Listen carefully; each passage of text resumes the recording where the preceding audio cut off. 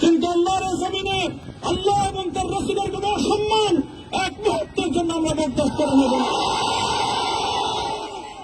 আমরা আমাদের সর্বোচ্চ ত্যাগ এবং কোরবানি স্বীকার করতে প্রস্তুত রয়েছি, জীবন দিতে প্রস্তুত রয়েছি। আল্লাহর জমিনে আল্লাহ দিনের ঝান্ডা সমুন্নত করেই আমাদের যাত্রা থামবে ইনশাআল্লাহ।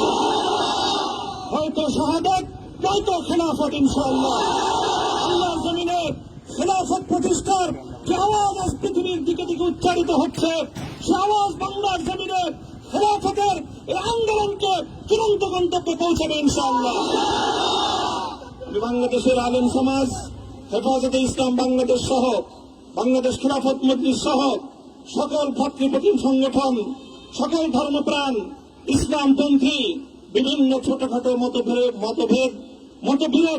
মত পার্থক্যের ঊর্ধ্বে উঠে যারা এলায়ে কালেমাতুল্লাহর